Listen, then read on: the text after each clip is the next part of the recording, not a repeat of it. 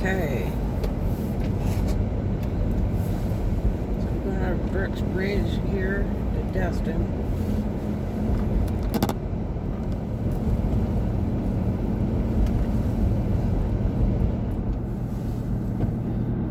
Turn the heat down a little bit. 38 degrees.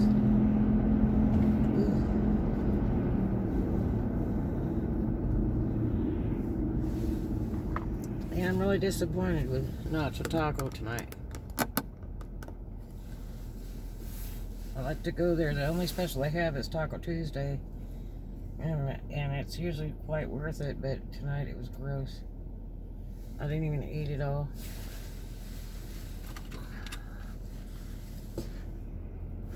The hamburger stuff was absolutely terrible. Tastes like flowers and burned salsa.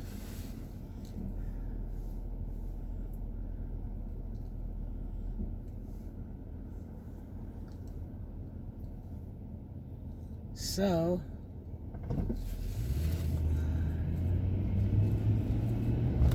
there was this truck parked over there.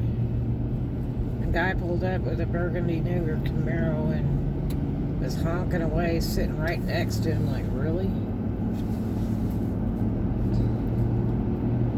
And the truck had a Florida tag on the back and a Texas tag on the front. And guess how illegal that is? Yep.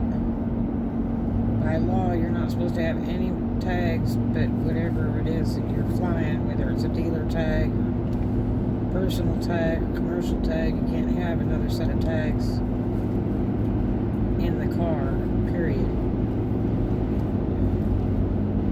I know, because I almost went to jail for that, for buying a car in Memphis, a red Cadillac, and they took a tag and flipped it around and screwed it onto the car so they could use it as metal to hang their dealer tag, and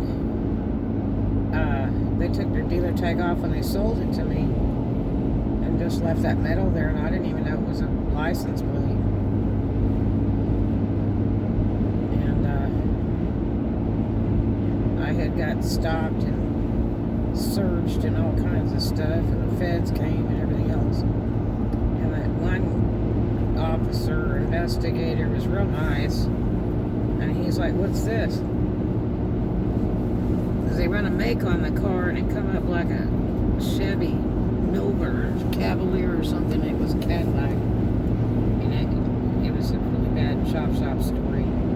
But anyway, so the guy says, "Well, what's this?" I said, "I don't know."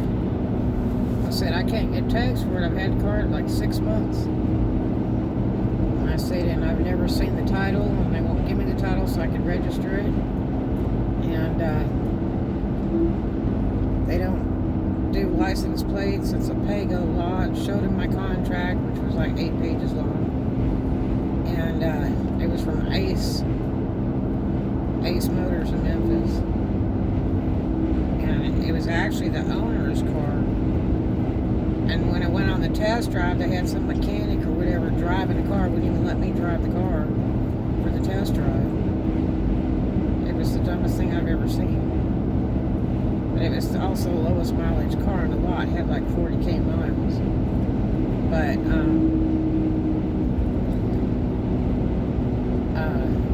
when I was stopped, the feds climbing all over the car and everything.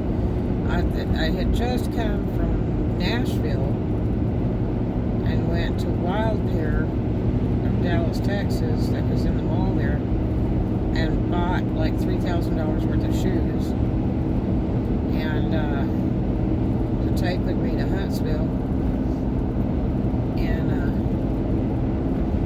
I had stopped on the road to inventory all of them, so I would have my book with my full inventory. And so that I could just look in the book to see what stock I had, so I wouldn't have to be searching for it or anything. And I gave it a 3-month warranty with all my shoes, so I would write the girl, the club on there, and the date and everything. So in case case they had a problem with shoe, even if it was on that last day, I still exchanged it free. But yeah, so he unscrews that metal plate on the back bumper, and there was like 2 pieces of metal there or something, and flips the one over, and it's a license plate. They run that, didn't match the car either, and he said, you know, you can't have license plates in this car unless they belong to the car. And I was like, really? He said, yeah. He said, that's a federal charge. And I'm like, well, I don't know. So the car came like that. And I said, I just can't seem to get tags for it. I got insurance and everything. But I keep asking them for the title, and they won't show me the title because I'm starting to wonder about it. And so he said, you can't have it in the car. I said, well, can you do something with it? Like, can you throw it away or something? And he's like, well, I'm not even supposed to be doing all this. But he said, yeah, that's fine. I said, well, I don't want to do anything illegal. So he took it with him. But, oh my gosh. So when I get back, now I got stopped like 3 times across the states, and they sold me the car knowing it was going out of state because my house was over the state line. And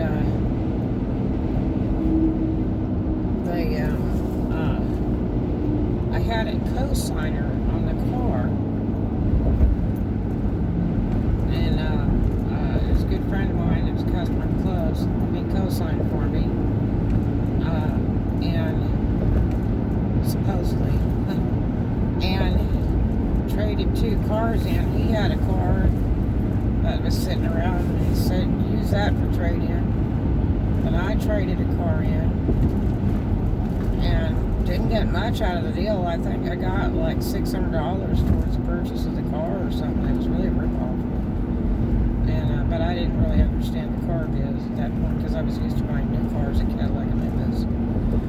So, because they would always give me a car for 3 months, 0 down payment, and 3 months no payment. And so I used to always just go buy one over there. But I didn't that time. I went to a Pago lot. What's it called? Pago. And everything on the lot was junk but the owner's car. All of them had like 200K miles. I'm like, that's not even worth buying. And so I got the owner's personal car he was driving. It had like 40K miles.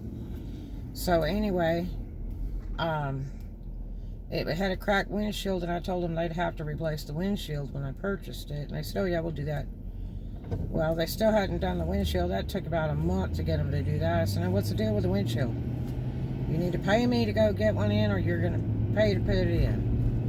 Finally, they sent me to some shop, and I was really leery of that. I wanted to make sure before they touched the car that the deal was square, because the guy was ready to charge me.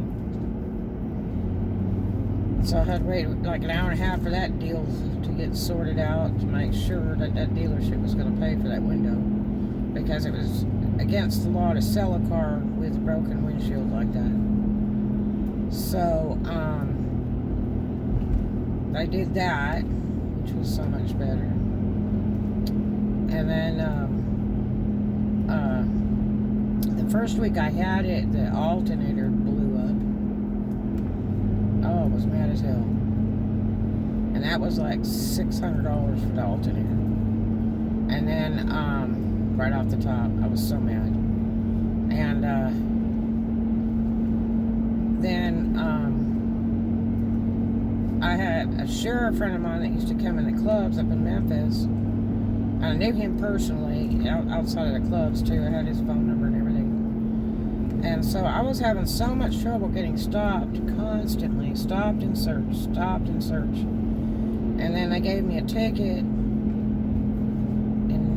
Nashville, I guess it was, for expired temporary, which the dealer had me pay for new temporaries like 2 or 3 times in a row, because they would expire because I had no way to register the car. because they claimed they had the title, but they never gave me anything to register the car with.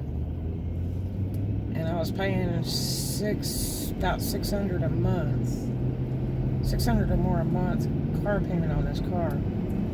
So, and I had it like 6 months. And so, anyway, I was getting tired of it because I had no way to register it, and I got tired of paying their $15 or $30 fee for another temporary thing. And I got to the point where I told them, I said, you guys need to be paying for this. Because, I would like to see the title. Well, we've got it. It's in the safe. You'll get it when it's paid for. I said, well, I'm not leasing a car. So somebody needs to do something. So I was really happy with them. So then, after I'd been stopped so many times and that, I had a sheriff friend of mine. I think I've told you guys this story before. My sheriff friend, I called him up and I said, I don't know what the deal is. Can you run a make on me and run a make on this car and see what's coming up while they keep stopping me? He's like, sure. He said, but you do know that I see you again and you've got warrants or something, I have to pick you up. I said, I'll be fine. So he run a make on me on my driver's license. Came up fine. Then he wanted the VIN number on the car. And I said, okay. I said, where do I find that? And he says, well, it's on the window. And then there's one on the engine, somewhere in the engine area, and there should be one in the trunk under the carpet, and in the doors. That was the other one. It was in the doors too. I said, okay. So I took the cordless out and went out in the yard. I was at my house, and I read the VIN number off in the engine. Then I read the VIN number off in each door. And then I read the VIN number off. He asked me, he said, okay, the one in the back in the trunk under the carpet, should be one there stamped into the body. I said, okay, and I read that. And so then he runs a make, and he comes back as like a Chevy Cavalier or something. And he says, I'm going to tell you something already. He said, this car should not have all different VIN numbers. And I'm like, what do you mean? And he said, well, it shouldn't have all different VIN numbers. There's something very, very wrong with that car. It's chop shop. He said, you can sue them and get all your money back. And I said, well, I'm getting disgusted because I can't even register the car. And I said, especially with it coming over state line, they're going to charge me a ton of money to register the car anyway, because it's not local to the state I live in. But I'm getting about sick of being stopped constantly. And the one guy was saying that, the feds were saying that they could put me in jail for having a license plate that didn't match the car, and it was just like crazy. Even though it was flipped over and screwed onto the body, just because it was in possession of the car is illegal. So he says, well, I'm going to tell you something. If you're over state line and the car, you get stopped with that car, they're going to put you in jail because it's chop shop. And then it's been taken over state line. I'm like, oh, jeez. I said, this is horrible. So, anyway, I was at work one night at Gold Club, the original Gold Club in Memphis. Freddie Day was the manager at that time.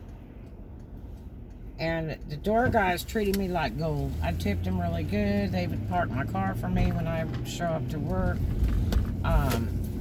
They would take my car across the street and fill it with gas and then sit it at the front entry of the club and let it warm up when, you know, it's snowing or ice out. I mean, they treated me like gold. And so I was at work one night, and one of the doormen came in, and he says, hey, he says, Red, he said that the cops are out there, and they want to talk to you. And I'm like, about what? Now, what I used to do was, I was so upset about this car, I didn't even trust the car dealer. So I had all my important papers in a briefcase, and I would bring it to wherever I was working in with me, because I was very scared of the car being picked up, because I couldn't seem to get the dealership to straighten up and show me a title. They kept saying it was in their safe. So anyway, I was scared to death they were going to arrest me. So I told Freddie, I said, whatever this dingbat is doing, I told Freddie, I said, I don't know what to do. I don't want to go to jail over that Cadillac. And he said, well, and I said, well, here's where I'm going. And I hid in the closet in the office. And the door guy come back there again, and he said, look, I did all I could do. He said, I sat on the hood of the car and told them they weren't taking your car anywhere. I said, hell, I don't know, you probably should have let them have it. I said, it's scary. I don't know what's going on with this deal with this car. And I'm afraid I'm going to go to jail over it. And I'm paying, you know, more expensive than a lease car. It's $600 a month for this thing. So, anyway, come on, folks, let's go. So, anyway,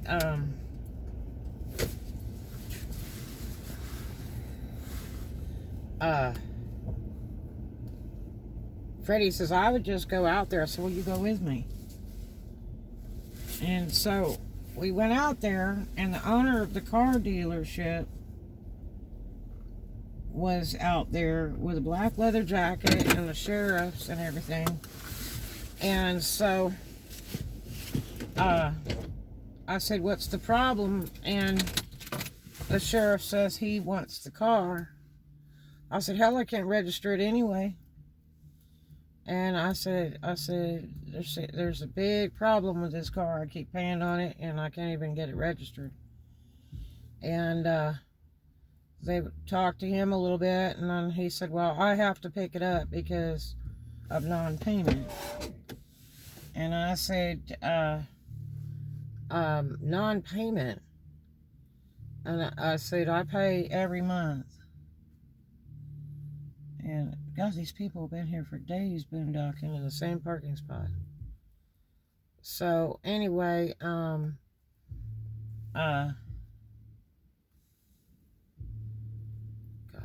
they're gonna jack my damn YouTube. That's some nasty crap.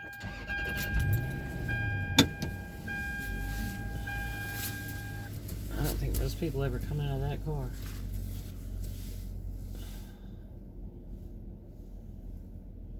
Oklahoma tag too. Yes. So anyway,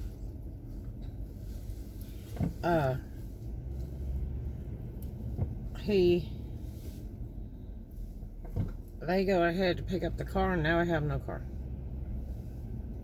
But I had a friend that had a townhouse around the corner, so I always had a place to stay, and then I had a couple other friends too in Memphis in case I needed a place to stay.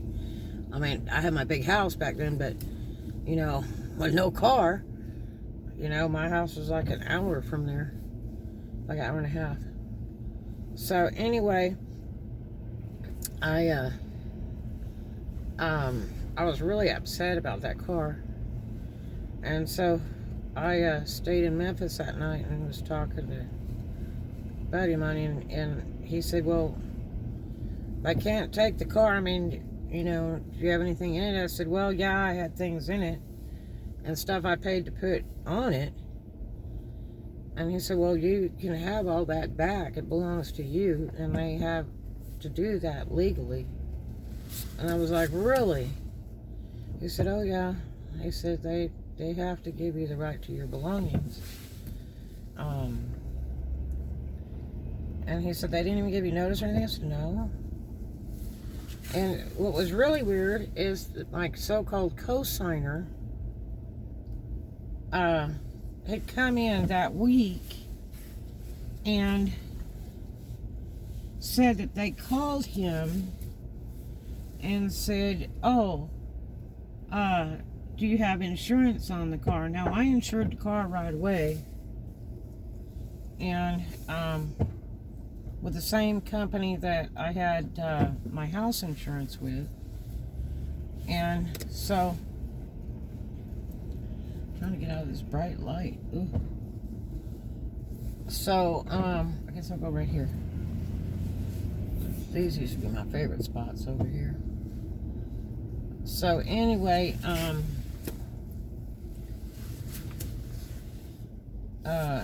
he said, no, he said, they asked me about insurance, and I told him I thought you had it insured, and I said, yeah, of course I insured it, and I called them and told them, and I asked them if they wanted to know the company name or anything, and they said no, and apparently the girl didn't document it, because I called her to give her the insurance numbers and all that. So anyway, I said, oh great, so maybe they, you know, they'd come and got that car because they thought there was no insurance on it. Surely not. All you had to do is run a make on it.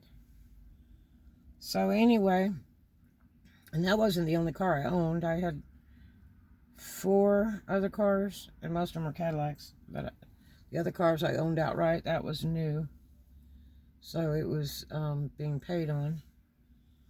So anyway, I went down to the car dealership. I talked to my sheriff, but he said, oh yeah, that's true. You have a legal right to your property. And they should have given you notice and stuff. And I said, well, they didn't. And I said, I see the car back there. It's in the back of the lot. Because I had big, giant cyclone fence. So that gives you the first clue. If it's a dealership that has a giant cyclone fence, then they're thieves to begin with. So anyway, sheriff said I'd just go down there, and if you have any problems, call me, and I'll send some folks over there. He said, but I'm kind of thinking the place is a little bit shady, you know. And he said it's better you didn't go to jail over that car, because it appears to be chop shop. And I went, okay. I said, and I knew I was taking over state line. That's really bad. If I'm driving all over the states, and I'm violating all the time, you know. So, yeah. So, for 6 months, I paid over $600 a month for that red Cadillac. And I really didn't like it because it was red to begin with. I really, you know, I just don't really care for a red Cadillac. I've had one other red Cadillac in my life, but it was a convertible and it was old and it was super neat. But, you know, I don't like to do the same colors over and over again. I like to do a different color for good luck. So it was kind of like that red caddy was cursed. But anyway, before it began. So anyway, I went down to the car dealership, I don't know, about 3 or 4 in the afternoon, and the guy was standing there and he said, boy, you sure took care of that car. It's better than what we, you know, gave it to you. And I said, well, yeah. And I said, in hell, the first week I called your lot and told them, you know, in 2 days, the alternator blew up, you know. And I had to pay $600 for that. Just for the part. So, anyway, so I'm getting my stuff out of the car. I'm trying to go as fast as I can. Just whatever stuff that I had put on, some of the gold kitting I had put on and stuff. And just trying to get my stuff and be done with it. And, he's standing around the owner and he's like, well, you know, I hate to see you pick up the car. And I said, well, I don't know why you took it in the first place. Except the car has problems one, I've never seen the title. I don't even think you have the title to it. And so everybody keeps telling me that the title's in the safe. I have yet to have seen it every time I've come up to this car lot. And because I used to make my payments right there at the car lot. I said, and then you called my co-signer questioning about the car insurance when the car is mine, and you knew that when you sold it to me. And he said, well, the payments. I said, what about the payments? I always paid in advance. I've always paid. No, your payments are back 2 payments. I said, no, they're not. I have proof. And I had my briefcase with my ledger with the car payments in it. And I whooped it out and showed him. And he said, well, I don't have those car payments. And I said, well, you do. And I said, you know, it'd have been nice if you to give receipts, too. I said, I've never seen the title of the car. I don't think you have the title of the car. I said, and you know, none of the VIN numbers match. I get stopped constantly, and I'm tired of it. You know, I should really be getting my money back. It's more expensive than a lease car. And he said, well, I can let you have the car back for it was $2,200 or $2,400. Because he wanted me to pay the impound fee and all the stuff. I said, it's not my fault that you impounded it. I said, you impounded it wrongly because I paid my bills. No, you didn't. I said, yes, I did. No, you didn't. Yes, I did. So then I called the co-signer and told him what happened. He said, this sounds really bad. And I said, yeah. So I said, I went and got my stuff out of the car. I said, but, I mean, you know, I don't know what's going on. I mean, you can talk to them if you want. If you want the car, just take it, you know, and you can carry on the payments. But, you know, I just don't know what to do with these people, because it's really embarrassing for them to come to my work and impound the car in the parking lot, go through that big scenario and everything. And the guy keeps saying that I owe him 2 months car payments, and I don't. And then the questioning about the car insurance, well, of course it was insured. And I insured it as soon as I got in town. The day I got it, and put it on that same insurance as my home insurance that I own. So, then the guy calls me up about 4 days later, the car dealership guy, and says, well, I found your payments and they were in the safe. I said, so why are my payments in the safe? You picked up my car claiming non-payment. The payments are in your safe after you've taken my car, and I've been without a car for about a week. And you picked up the car when I live out of state, and you picked it up while I was at work in Memphis. So I, you know, didn't have a way home or any car at night. And I said, this is really quite an imposition. You should refund me all my money. And I said, because you can never come up with a title. Well, we really have it. We really have it. I said, I've yet to seen it. So anyway, I hang up the phone. I showed the contract to one of the door guys at Gold Club on day shift, and he goes, this car's a ripoff. So what do you mean? And he said, he's charging you over the legal limit, and it was like 45% to buy the car or something like that. So I was paying, you know, almost half in interest. And the car was only a couple years old. It wasn't old. It was like a year or two old, supposedly. And then a friend of mine, Larry Gregory, who also went by Larry West, was running cars for a few years, making bankola from Arkansas to Alabama state line. And he was running cars back and forth, and he said that the car looked real familiar to him, looked like one of the ones that he owned, but it had a different identity. And I'm like, no. And he said, I swear that's that car. And I was like, no. So he, that scared me too. I was like, oh no.